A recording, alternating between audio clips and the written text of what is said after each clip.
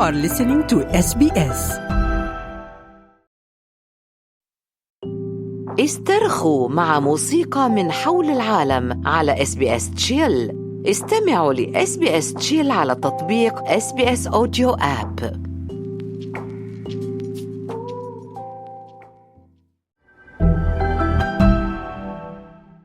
أنتم برفقة SBS عربي.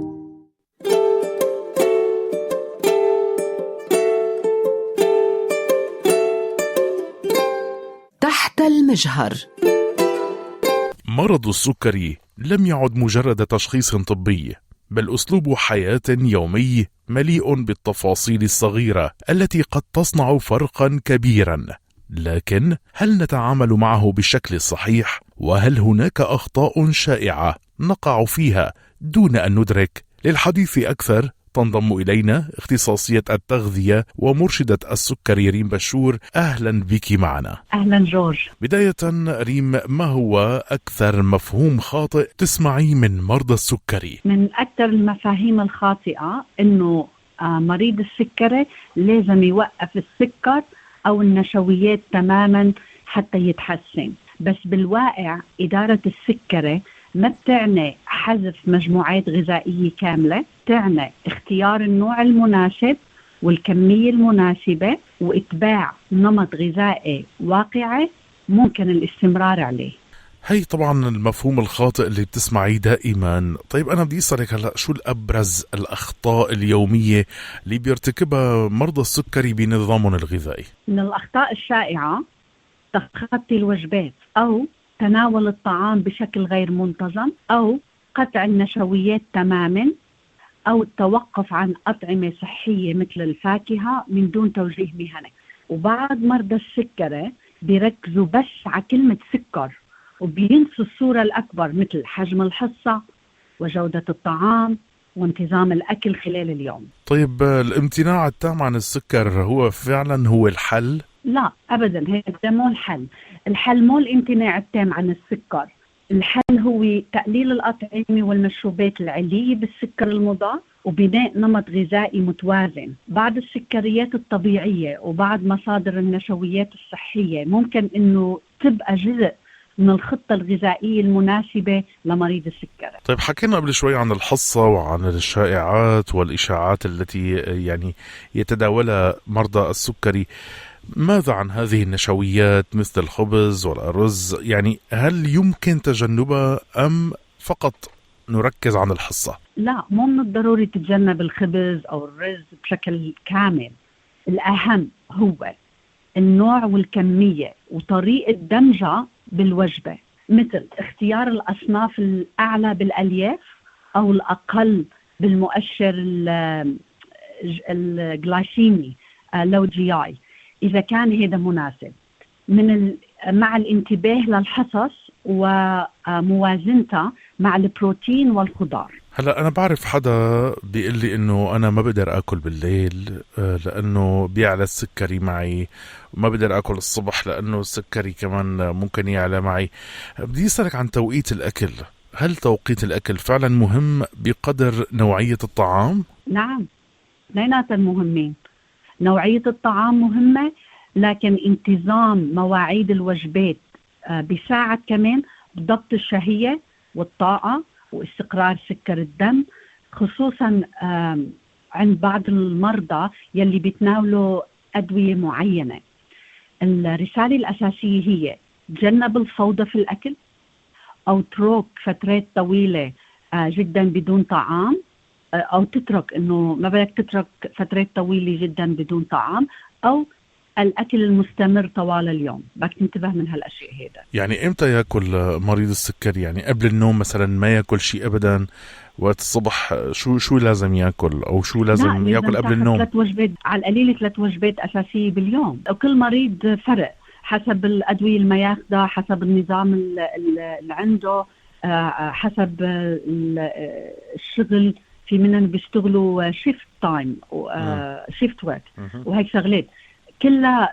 بس الأساس إنه تتجنب الفوضى بالأكل، وإنه ما تترك فترات طويلة كتير بلا أكل، هالأكل المستمر كل النهار مو منيح. هلا في منا بينزلوا لي على وجبة وجبتين بالنهار، هذا مانو صحي مزبوط. وفي مرضى السكري بيزول عندي ما أكل كل النهار، ما فيك يعني إذا قلت له مثلا شو بتفطر، شو بتتغدى، شو بتتعشى، شو المورنينج تي افترنون تي، أنا باكل كل الوقت. هذا كمان مانو مزبوط، لأنه بيفتكروا بدهم ياكلوا كل الوقت بس مشان يخلوا السكر منتظم كل النهار. يا ترى في أطعمة مثلا بيعتقد الناس إنه صحية لكنها بترفع السكر؟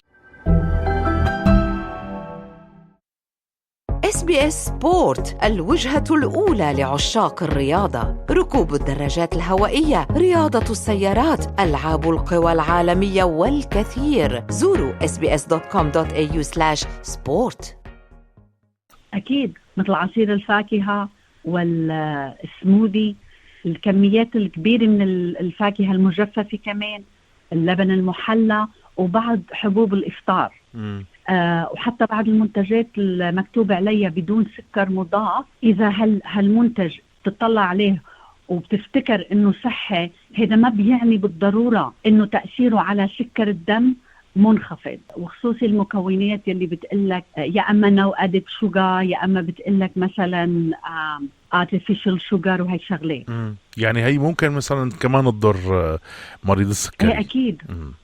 طيب نحن لو فتنا على السوبر ماركت مثلا، كيف لازم يقرأ مريض السكري الملصقات الغذائية على المنتجات الانجريدينتس؟ هلا أول شيء بنصح بالنظر على قائمة المكونات، واختار المنتجات الأقرب إلى شكل الطبيعي ويلي بتحتوي على مكونات أبسط. وبالأطعمة المعلبة أو المصنعة لازم تنتبه على حجم الحصة وإجمالي الكربوهيدرات والألياف، وقارنها بالمنتج بغيره. يعني السيريال بتقارنها بالسيريال الثاني وهكذا.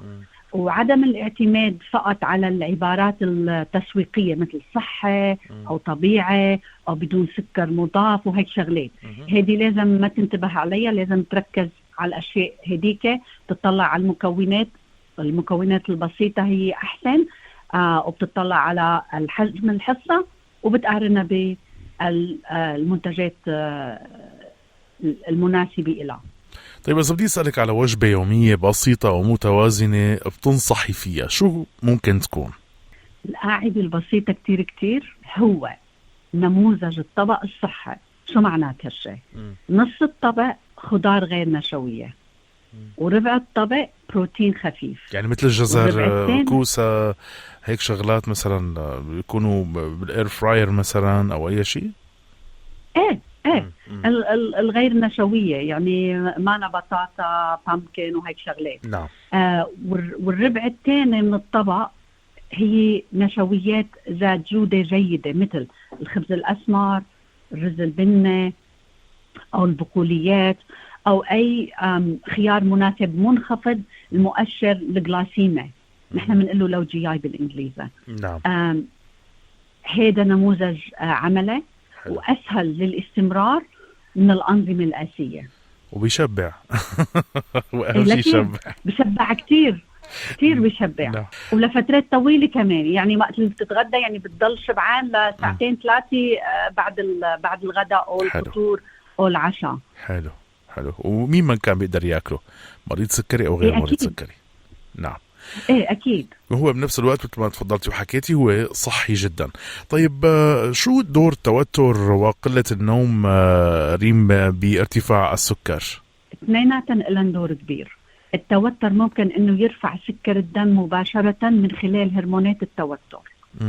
وقلة النوم بتقلل بجوز تقلل حساسية الجسم للإنسولين، واثنيناتهم ممكن انه يؤدوا لزيادة الرغبة بالأكل والإفراط بتناول الطعام وضعف الطاقة وصعوبة الالتزام ببروتين صحي بالروتينات الصحية للأكل الصحي لليومي. هو مو بس بيرفع السكر، يمكن بيرفع الضغط كمان. الواحد إذا ضل متوتر تاكل شغلات ما غير مناسبة. صحيح 100%. طيب ممكن مثلا إذا بدي أسألك، ممكن فعلا تحسين حالة يعني مريض السكري أو عكسه في بعض الحالات مثلا؟ في بعض الحالات خصوصا بالسكري من النوع الثاني، بس التعبير الأدق هو الدخول في هدوء أو استقرار للسكري أو الهدأة، ما بعرف كانوا هذا من إلا بالعربي الهدأة ريميشن، وبيكون هذا أكثر احتمالا بيبدأ التغييرات مبكرا. متى بديت هالتغييرات للسكر لمرض السكري مبكرا استمريت مع الوقت، وهذا غالبا بيجي معه نزول وزن ملحوظ. حلو. وبدعم من الفريق الصحي، بس هذا ما بيصير مع الكل. وحتى إذا ما تحققت الهدأة أو الريميشن، بس تحسين السكر وتقليل المضاعفات بيبقى هدف مهم كتير كتير للمرضى العايشين مع مرض السكري. طيب إذا بدنا نلخص هي الحلقة أنا وياكي وأخذ منك يعني نصائح أساسية يمكن أنه يخرج منها المريض كنصائح منك. SBS سبورت، الوجهة الأولى لعشاق الرياضة، ركوب الدراجات الهوائية، رياضة السيارات، ألعاب القوى العالمية والكثير. زوروا sbs.com.au/sport.